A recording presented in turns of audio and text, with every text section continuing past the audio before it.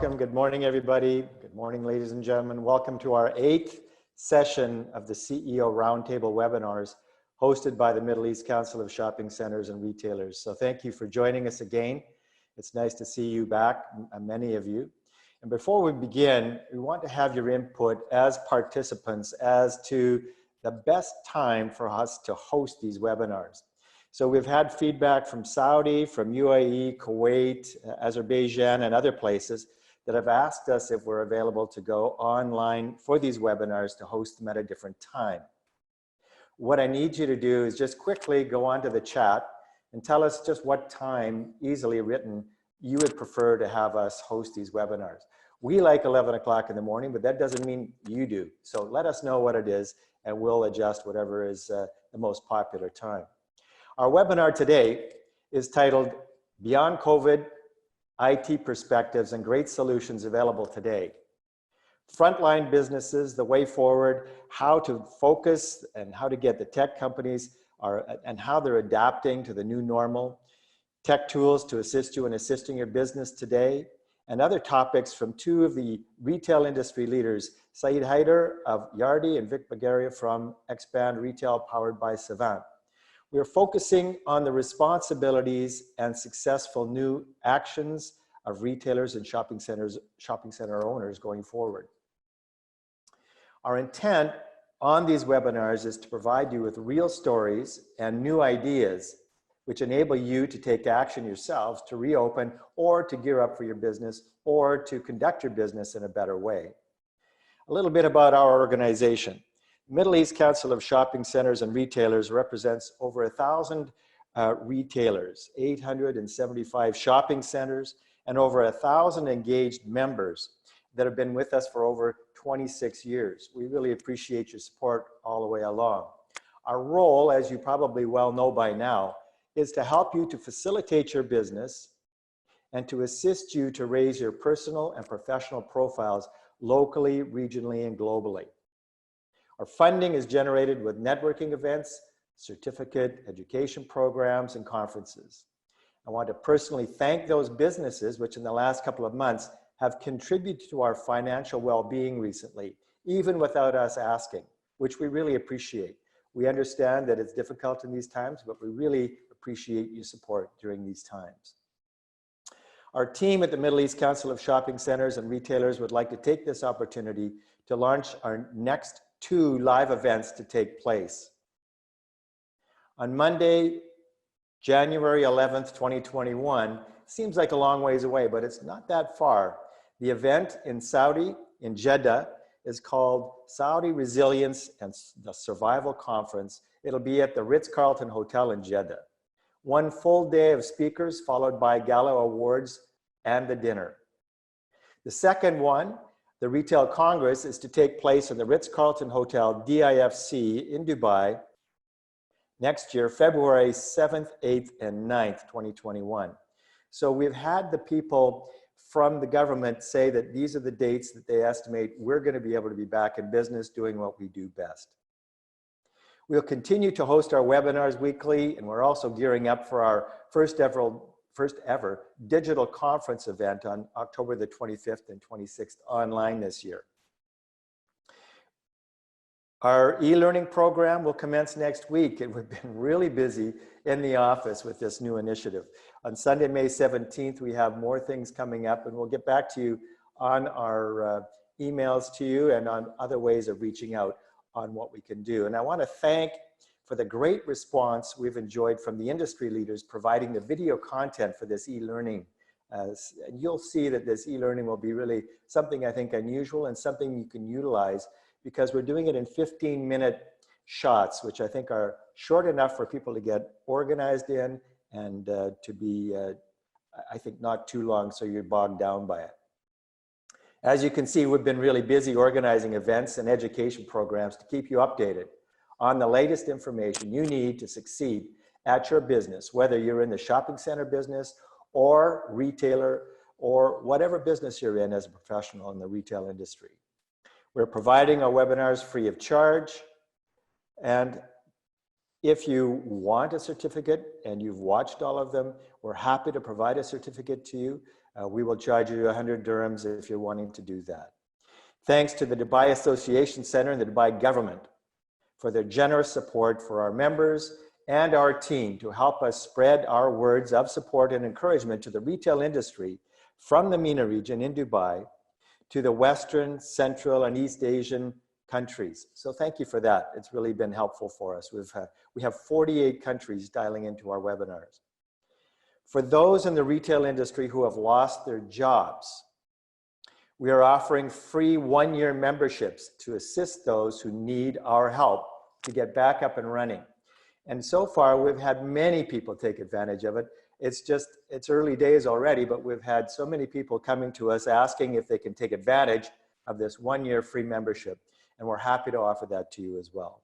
Our team is here for you. You just need to reach out to us in any of our many platforms through email, LinkedIn, our other social media platforms, our webinars like today, voice-on-demand retail podcasts, video-on-demand YouTube video channels, and of course, I mean, you can always just call us on the phone, and I've been really enjoying a lot of the phone calls from our members that have called from as far away as Iran and Pakistan and everywhere in between, so thank you. Okay, let me introduce our experts today who have joined us to help us understand better the more creative solutions for thriving and succeeding in the region and beyond. Our longtime friend and tireless supporter of the Middle East Council of Shopping Centers and Retailers, Chief Visionary Officer of Xpandretail powered by Sávant, Vic Bageria joins us. With decades of practical business knowledge combined with cutting-edge technology, Vic has created his company and grown it successfully through the years, providing people counting analytics for retailers and shopping center owners. Vic is an influential investor and advisor to the retail industry with an expanding footprint throughout the GCC. Vic, thanks for joining us today. Joining us also from Yardi as a regional sales director, Haider is a friend and is no stranger to the retail industry in the GCC and beyond. Saeed and his team have long supported the Middle East Council of Shopping Centers and Retailers, and we really appreciate that support. Thank you, Saeed. Driving a multi-million-dollar revenue growth while providing visionary sales solutions to his clients, Vic is the leader in this very competitive software solutions market. Thanks, Vic, for taking the time and joining us today. And Vic and Saeed will provide insights into the current market and some solutions that they see. So Vic, would you mind starting off first, please? Sure. Good morning, everyone attending this webinar. I would like to start with thanking David and MECS+R for dragging me out of my man cave where I was placed for 2 months. So today is the first day I've stepped in the office so that I could take this call and clean up, wear my suit, feel like old times. So thank you very much. I'm really, really happy to hear all the initiatives that you've just mentioned. It's amazing. This period's showing us that there's so many different kinds of superheroes, and we are seeing the new kinds of superheroes coming in, trying to help people and work along with them in this period. So I'd like to start with what's recent, right? After weeks of lockdown, businesses across the UAE have reopened and started operating as per the mandate issued by the government. As a result, most retailers have undertaken vital steps to ensure employee and customer safety during these difficult times. These guidelines are not only clearly communicated to the businesses, but also each and every human on this planet is aware of it. So I won't waste everyone's time dwelling on it much. What I'd like to bring our attention or highlight highlight here is after the lockdown period, a lot of local stores have been given warnings and few also fined, shut down for some time. And they were all because of non-compliance of safety measures or non-compliance of 100% of the safety measures. So the government is doing their job to make sure that everyone's safe. Now, this brings a concerning question in my mind is why are the safety measures not implemented and followed by those retailers? Many customers are skeptical to visit stores due to safety concerns today. So stores are monitoring temperatures, fever temperature of in-store visitors and ensuring optimal social distancing measures. However, to check the temperature, an employee must get in contact with the visitor, which is concerning to a lot of people that I've spoken to. However, checking the temperature and despite the presence of high-tech based devices to monitor the temperature, many firms either can't integrate the advancement due to the lack of technical know-how, or we all know that businesses have been down, so they have been very tight on the budget and not spending extra money to implement newer technology. What will really help, and this is a suggestion that we're working very closely with DHA and Dubai Police, and what we're trying to suggest to the government is in order to build customer confidence and trust to bring them back to the stores, maybe we can do some kind of a visual grading on the business front, similar to the restaurants grading that we're used to in the West, have certain kind of a grading which is visually attached on the storefront. That will really help the consumers to relate to and feel confident and comfortable to walk in. So what we have done at Xpandretail is when the COVID story started, we all decided that we in our organization decided that we would like to create an COVID-19 emergency response kit, and we were very quick in doing that. Our responsibility was to discover how we can actually use an existing solution or existing algorithm and help up our partners to cope with this pandemic. Thus, we were the first one to launch our AI-based temperature monitoring solution with several add-on features, like it could look for mask, no mask. It could be connected to your access control, to security areas for giving people access in it. So there's several levels of features within the product. But what we wanted to focus on was a standalone, thermal temperature monitoring sensor without any human interaction on that, so people feel safe about it. And since we have been in the business of consumer behavior analysis, we've been providing a footfall solution for years now. We've also leveraged our algorithms to be able to quickly give the businesses today a real-time occupancy dashboard that helps them to maintain the social distancing within their stores. So our focus is to get really involved as much as possible, to work closely with the partners and clients to generate the brand loyalty or trust with the customer. So that's what we have been involved in, David. And very honestly, I think it's time that like these, where true partners come in together, and we're looking at relationships that have been built in this. I'm a Dubai kid. I grew up here. I'm a local retailer from family background. I understand the feelings, understand how the retail businesses operate. So I feel that today is a great opportunity for all of us to come together.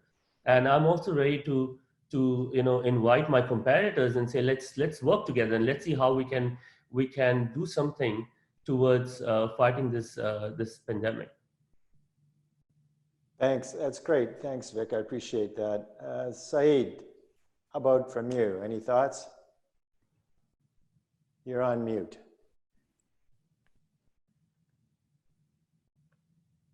You're still on mute. Now? There you go. You're good. Okay, great. So I just want to highlight how technologies have been impacted from a global and local perspective. COVID-19 has affected nearly every industry. However, the technologies and shopping platforms that have enabled social distancing are playing a newly significant role, even after the outbreak has abated, and are the least impacted. We at Yardi are fortunate compared to other industries, as we have a product suite that helps our clients facilitate social distancing. Year-to-date growth is relatively the same as the previous year, and we continue to be on solid financial grounds, and we are investing heavily in our cloud infrastructure and in releasing different technologies that help our clients better serve their residents and tenants and maintain business continuity. So that's the bottom line. Business continuity, since everyone is working remotely, we have to make sure that everyone is connected, everyone has the right tools and the right solutions that help them operate their day-to-day operations. We are not just committed to help our clients surviving the crisis, but thriving afterwards. So that should be the target. The pandemic is going to end, so we should be prepared. We should work to make things happen. We have also released more than $2 million back in April to assist food banks and other nonprofit organizations to support our communities during this difficult time. So it's always a balance between a professional level and personal and emotional level for Yardi. We are part of this world, we are part of this community. The pandemic had different effects on the people, on the lives, on the jobs. And we are here not only to support our clients, but to support our communities that we live in.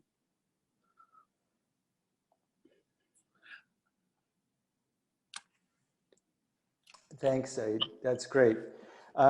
For our participants out there, we've got some time, and I wanted to open it up for some questions because these gentlemen are very knowledgeable about all aspects of the retail industry right around the GCC area where they've been very busy in the last little while. So if you have any questions, please don't hesitate to ask. I know that from my perspective, I'm going to start with the first question. And Vic, one of the products that you came out with was a freestanding device which would measure temperature and a few other things remotely for people at the different doors.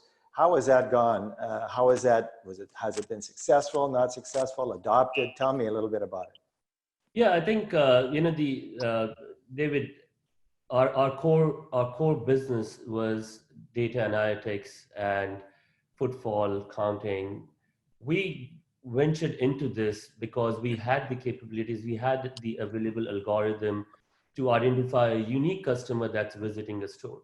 So we leveraged on certain algorithms that we had patent with us. Now, this was more a purpose than a business for us. So it never came in with a KPI index saying that, you know what, we need to flood the market with this. That was not the intention. Of course, today you will be able to get such products out from China in dozens, but we didn't think of it from the business point of view. In terms of response, the response had been phenomenal. Sorry, the cough is not COVID, it's just I have dry throat. So the response has been phenomenal, but in terms of, I feel that a lot of businesses who are aware of it are waiting and saying, how can I check a temperature with far bare minimum cost of it? So it's an investment part of it, right? Because for me to make a device, I need to source the hardware, I need to source the thermal camera, make it a package, and obviously my algorithms go in there.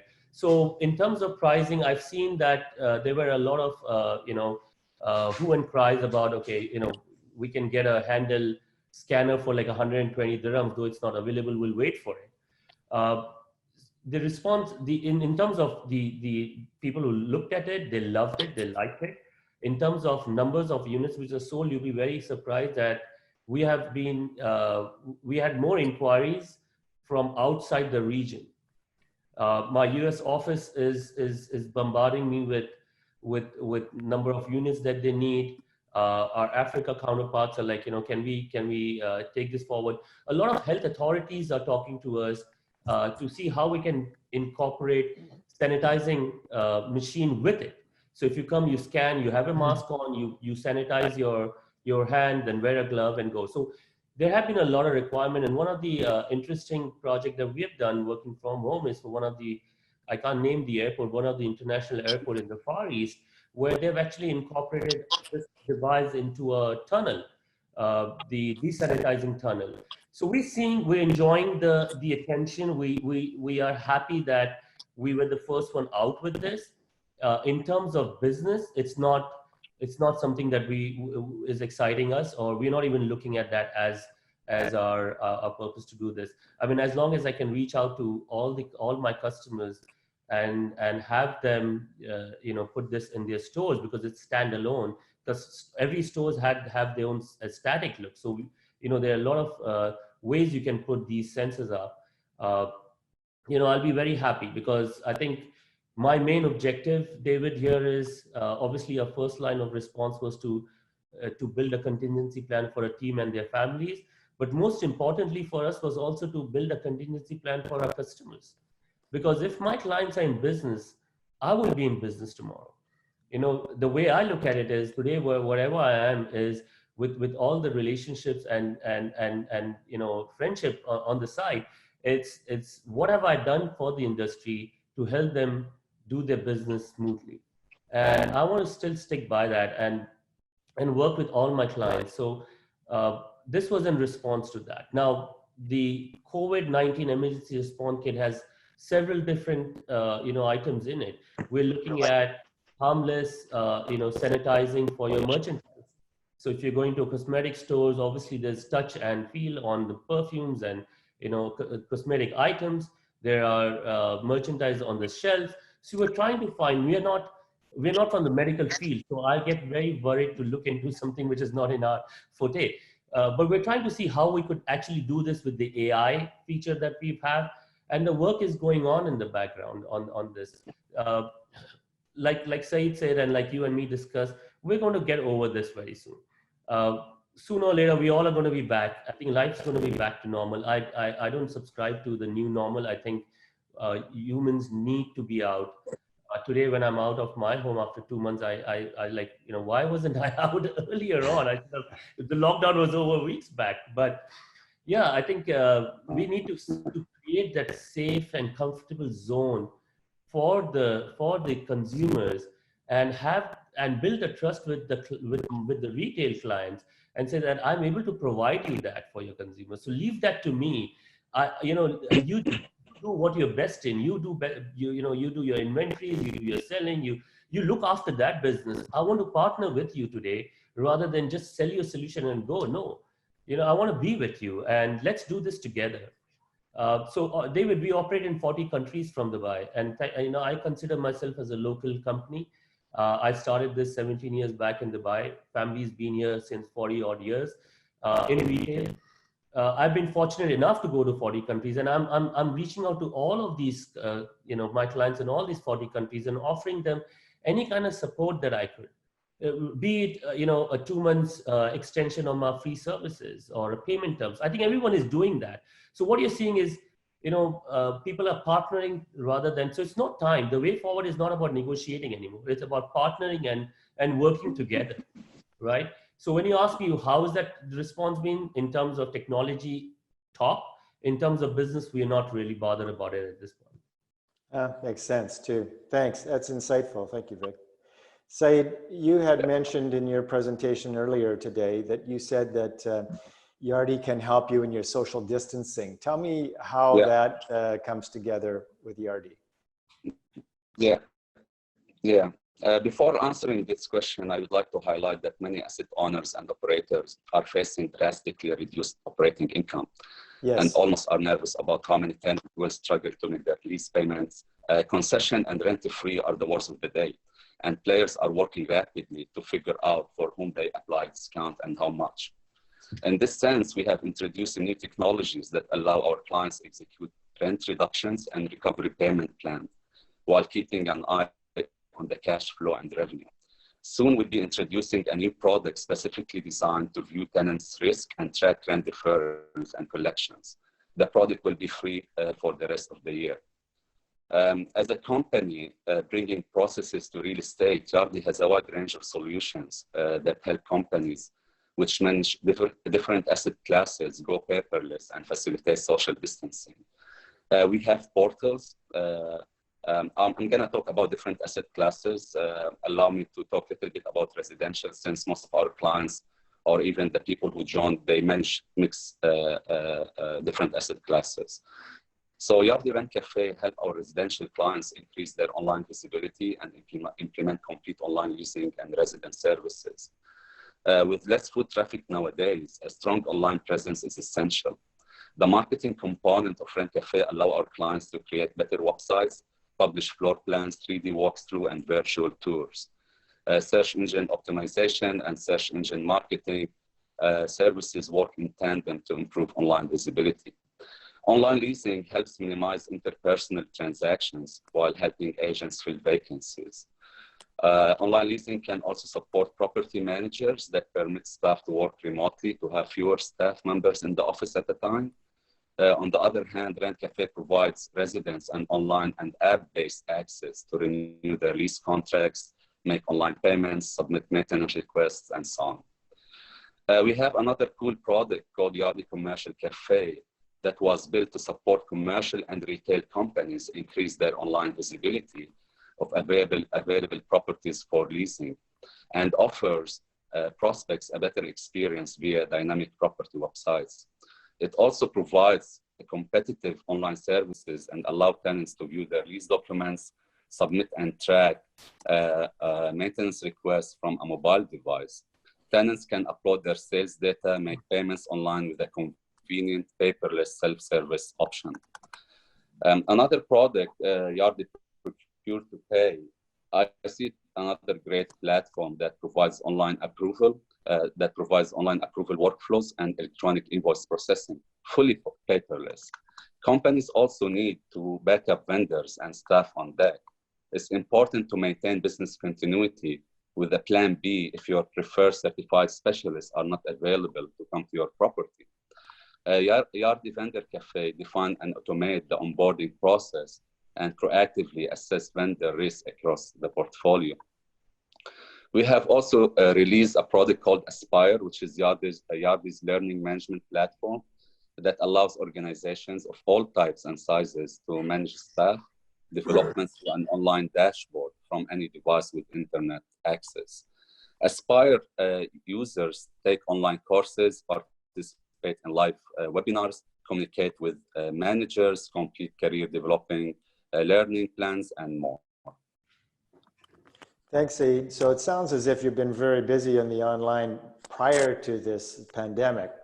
So obviously with the background that you've got, it's made a big difference for people to stay engaged and to move ahead as they need to move ahead. One of the things that, that Saeed mentioned, Vic mentioned to me earlier in another phone call, and I'm going to ask both of you to comment on this.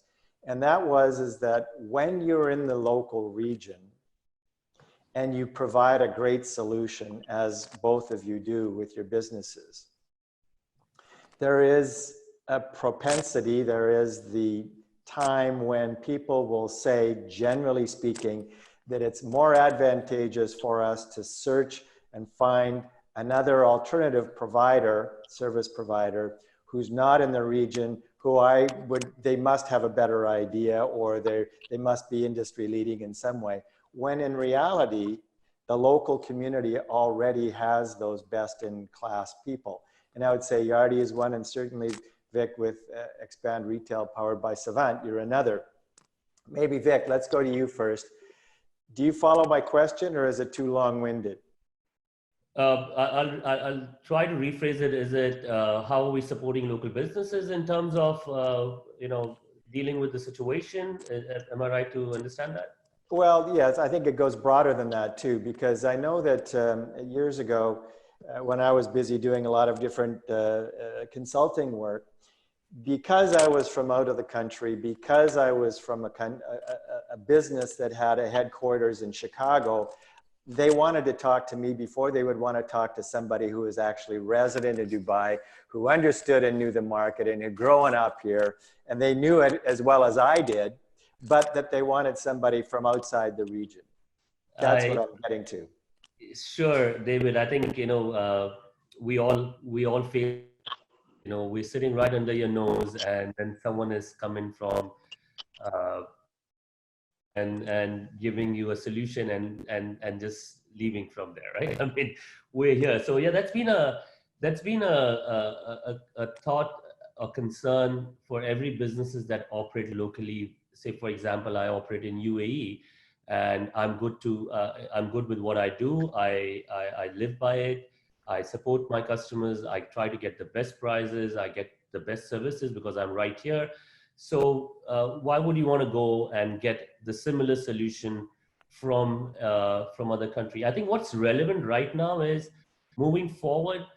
I would like to share what I've observed, during the lockdown. Just like everyone, I'm sure everyone out here can resonate with that.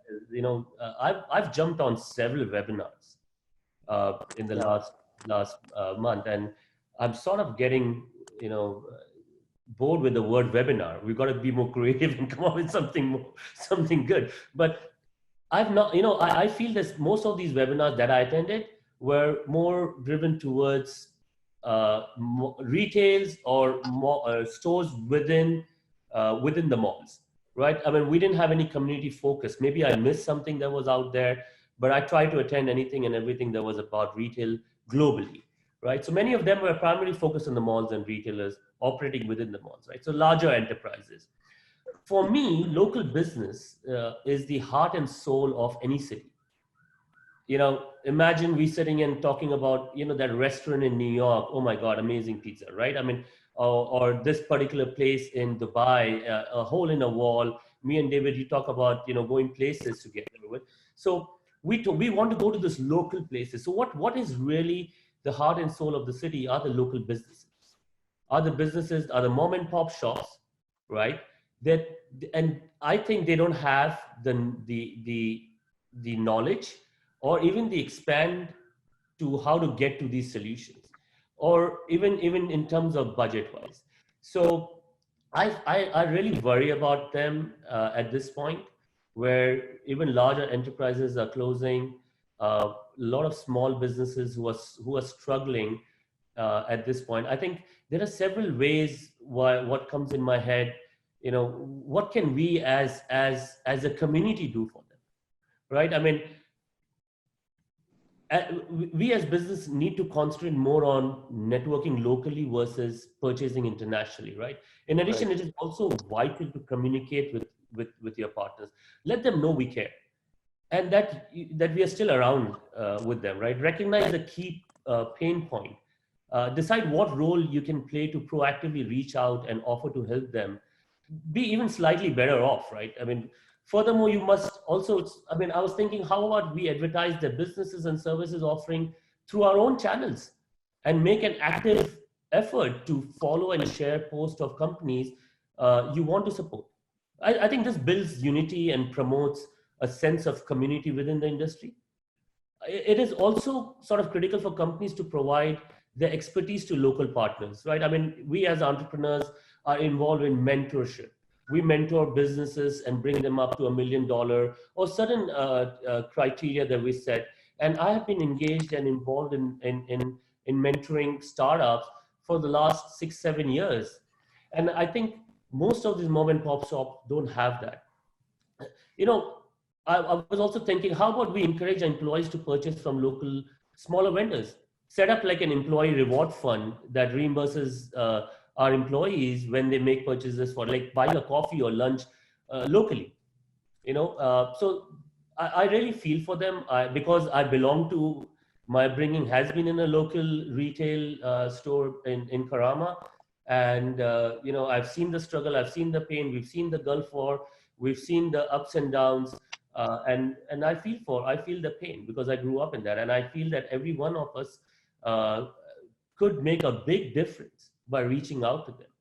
I mean, a similar webinar or similar, sessions for smaller enterprises, 1 or 2 shop owners, because I would love to see them survive, and I love to see them around, because some of these businesses have been legacy business and they're continuing for years and years. I mean, my father, who passed away in 2005, has a store in Karama, and just for a legacy purpose, we're keeping it there. So I believe there are a lot of these human touches and emotions that we need to think about as well. That's great. That's a great insight. While you're here and talking about that, so for our organization, how could we reach out to those people and help them today as our organization, Middle East Council of Shopping Centers and Retailers? Because we have the time, that's our mandate, and we would love to assist them in some way or another. How do we reach them?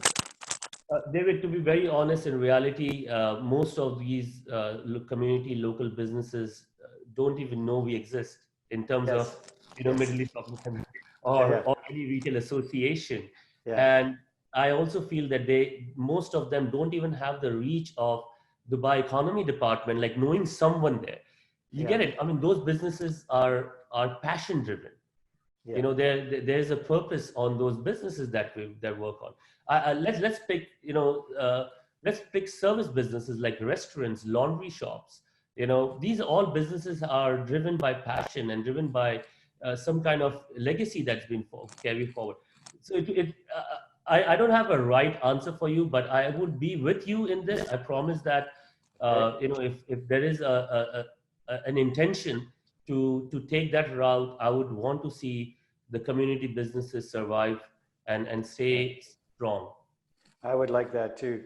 Saeed, going back to you now, when we're talking about having a bigger company backing you, what does that do for you in the terms of where we're in the pandemic today?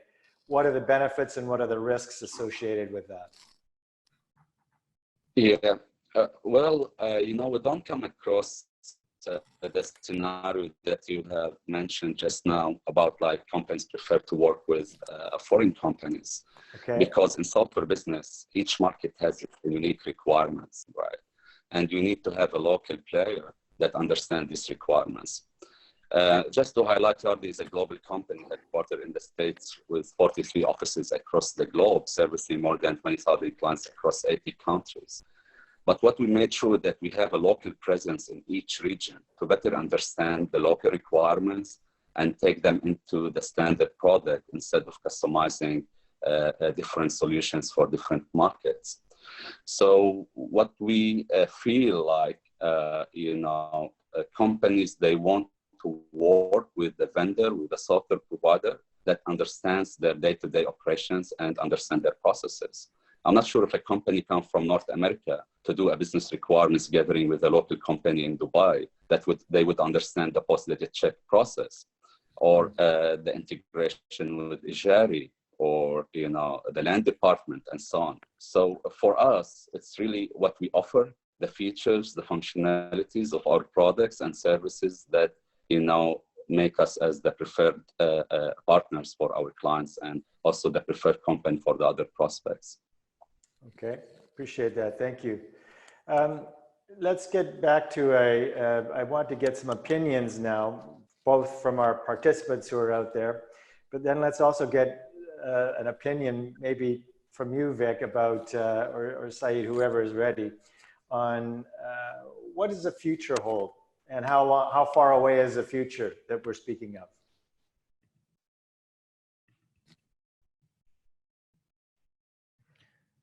Saeed, do you want to go? Yeah, so the industry will likely, so the industry will likely feel the effects of a tightened employment market and a slowdown in trade. That's a fact, However, there's uncertainty on what's going to happen. No one can tell you what's going to happen in the next 6 months or 12 months or 2 years. So it's still not yet clear. But what I can say, and what I told you before the webinar, that this crisis is going to pass as the previous pandemics, right? So people should be optimistic. There's a bright future ahead of us. We should all be prepared for it, and we should all work for it.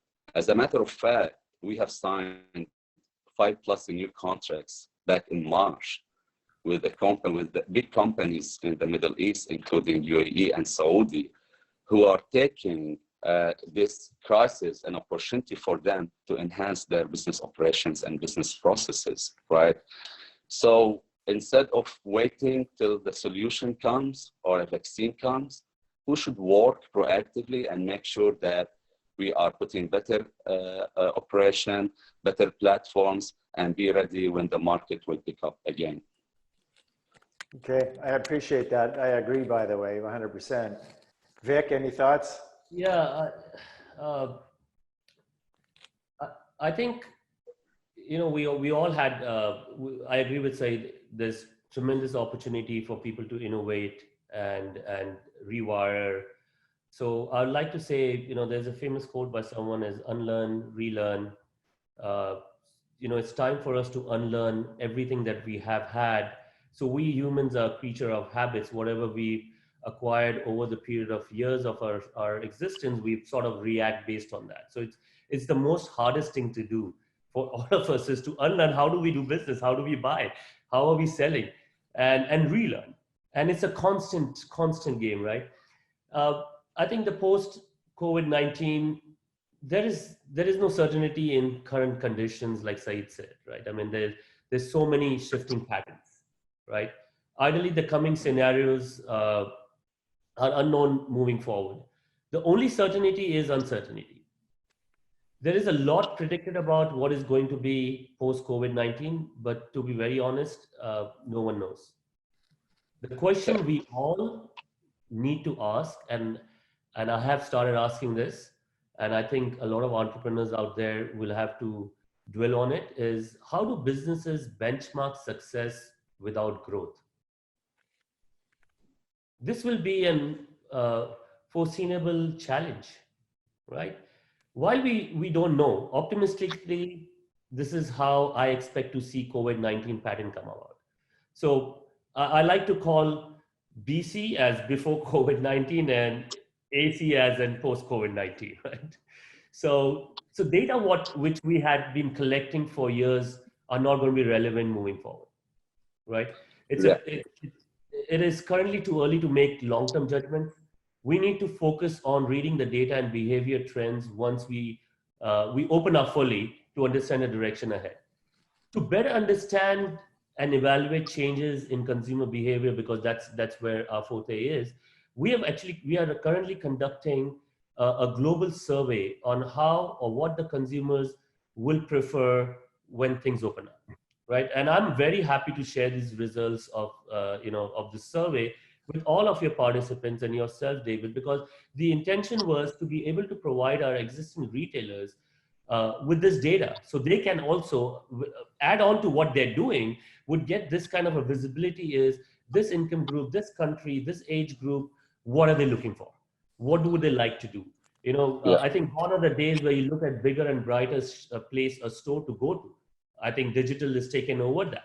But we are still making calls on old habits. We don't have any data to back that up. So so far the survey results have shown there's decline in sale, but I wouldn't say the decline in sale will be relevant for after it opens up, right? Most of the customers are displaying sign of distrust from the safety aspect of the current flow, as the businesses are beginning to open up. Currently, customers are, we have seen a very interesting phenomena here, David. We were in footfall business, and the more footfall, the conversion rates go high, right? Today's scenario is very different. Customers who are coming into your store, they are buying. So your conversions are high. So as a retailer, what are we doing to create that one-time life experience for them? To make that wow experience, because instead of handling 100 customers, now you're going to look at 20 people coming into your store who are 100% buying, because no one is coming out of their house to browse. Very, very small percentage of people are saying, I want to go and walk in the mall. No one is doing that. The other thing we're seeing is a lot of standalone store, destination store, high street shop, whatever you want to call it. Customers are comfortable going into those places rather than walking into the mall. And the conversions of those places are high. So these are current stats that we have so far in the last 1 month been able to collect. But I see there will be a lot of new visibility for us to look into when we have more data collected. The nature of brick and mortar is changing while rewiring. Initially, customer wanted to go to, like I said, they wanted to go brighter places. Now they're going to go to digit. However, while everyone is talking about exponential growth in online retailing, I'm always being, I always play the devil's advocate with the online retailing. I believe in it. I support it. But a lot of people, we need to fit that model, the online model in customer service. Recently, most of the e-commerce firms displayed flaw in maintaining a robust infrastructure on delivering product and service offering. In fact, it took about an average of 14 days to deliver product. This caused an immense dissatisfaction among customers. And as a result, it's crucial to address the online business model. I think, we do need to focus on adapting to the changing trend. And like I said earlier on, the way forward is, again, it's not about negotiating, it's about partnering up, working together. There you will see a lot of new business models evolve. A lot of entrepreneurs are sitting back and thinking, wow, what do I do to, accommodate these situations? So yeah, it's challenging time, but I would like to add on what Vic is it saying defines me Sure. as an Right. individual. and complement his statements, David, that there's a survey of thousands of consumers found that customers will not return to anything approaching normal shopping until several things happen beyond a simple government go ahead, but on the creation of a vaccine, right? So beside instituting temperature checks and controls of shopper traffic, and in order for shopping centers to attract consumers back, shopping malls will need to reinvent themselves, and they will need to improve their entertainment offerings and experiential-based shopping offerings. Such amenities include high-end restaurants, virtual try-on dressing rooms, and smart mirrors, high-end customized product offerings. Also, retailers need to somehow shift their shopping to digital channels and get creative and find better ways to showcase their inventory. For example, let's have a virtual try-on feature for glasses on the website. Mm-hmm. And so, instead of going to the shop and trying different glasses, and you never know who have touched these glasses before. Mm-hmm. So as Vic said, they need to be more innovative and find, more attractive ways in attracting consumers. I appreciate that. Thank you. That's a good insight as well. We have a question that's come from, we actually have two questions. Let me start with the first one. It's from Marino de Souza. And I think we've covered a little bit of it already, but this is a little bit different for our guys that we have here. How soon do we see mixed-use developments opening up in the UAE and the GCC? A lot of units when it comes to retail and F&B have been, I can't read it now, you've moved that off, Ian, so I can't read it. Oh, there it is. A lot of units when it comes to have been leased, but no fit-outs have commenced. How do we see them coping up anytime soon? And how do we see recruitment coping up when it comes to the landlord? That's from Marino. I know it's not on our basic expertise of both of our gentlemen that we have here, but is there any thoughts that you'd like to impart? Yeah. So I guess the retail market will continue to face challenges, unfortunately, right? And whoever have leased the unit, but they still didn't fit it out, they may think 100 times about whether to proceed forward now or wait sometimes to have more clarity on what's going to happen. And, also we have to take into consideration, the various factors, including the social distancing, and also, to be realistic, the loss of purchasing power for the consumers due to fear of getting sick or losing a job. So, again, this all depends on how each market will react to COVID-19 or post-COVID-19, and what the governments will do to support the local economies and make sure that, you have a shop, you want to fit it out and you want to open it. You want to make sure that you get some customers and you do some sales and you generate revenue. That makes sense to me too, and it's right in line with my thoughts. There's a question too, who from the MECS+R team's handling it? I think it's Ian, but question 2, do you want to post it on the question 2? So Vic, this one is actually focused to you. It says, Vic mentioned that there'll be no new normal and when it could be back to normal. Can we have some insights on this point, given so many businesses are affected in large part? I'm very optimistic, and we react on things when we get fear of it, right? And everyone's talking about the new normal. I think we as humans have two options to pick from this pandemic. We either come out of this wiser or wounded, right? I mean, either you look at what was done and how can I not do the same mistakes again. Now, for example, a lot of businesses are closing. It's about quality versus quantity. Do you have something that's going to drive your customers to your store? They will come, because if you have something that's unique, it's all about bespoke solutions. It's all about bespoke offering in the market. So if your business has that, they will still attract people, right?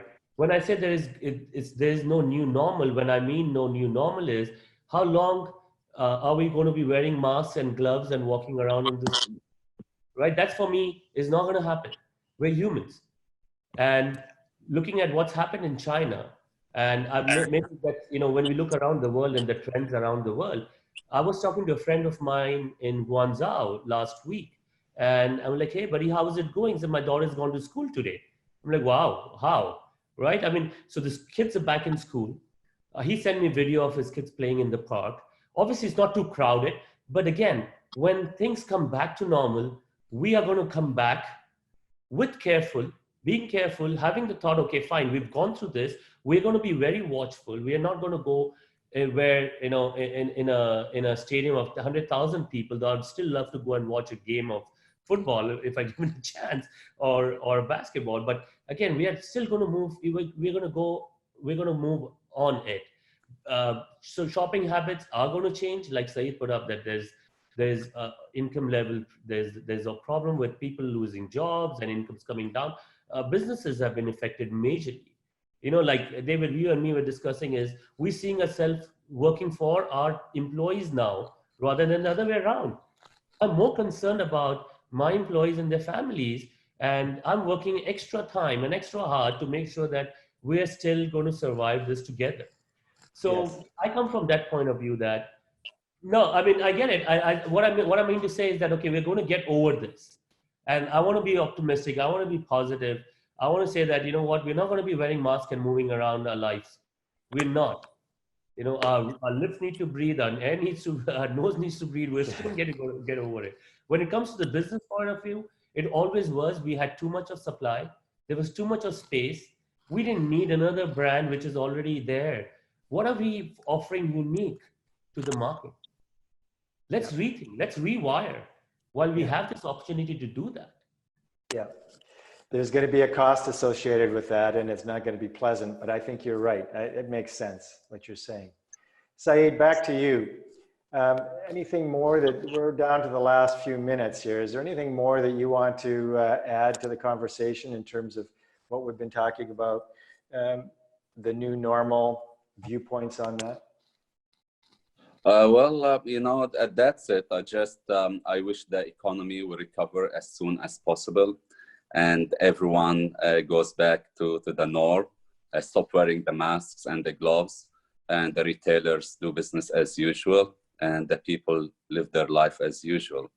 We miss the old days, and they are coming. As I said, we never know when, but we're gonna end up there. Before we went on, we were talking about there's new niches opening up. And I think the people who are active and engaged and working hard in the market are going to see those openings and the new niches, and will be able to act on them as quickly as possible. So it's not like you want to give up, you want to work harder, Vic, as you were just saying. And I think that that's going to be a very important part about our future, is working harder and looking for those niches and opportunities and being nimble to be able to accept them. That's for sure. I agree. But I think today is the time of working with empathy and care. And once we over it, and then we'll address that. I think, funny enough, if you'd asked me what day it is, I would have told you it's today. And for me, it was yesterday, and it's tomorrow. And who thought someone who would be waking up and just running and just going to work has been able to stay at home and been able to be more productive? See, there are new ways, right? I think as humans, we sort of first decline it. We say, no, we're scared. We can't do it. Working from home doesn't work. It doesn't work for some. It works for few. The moment we embrace it, we see us thriving.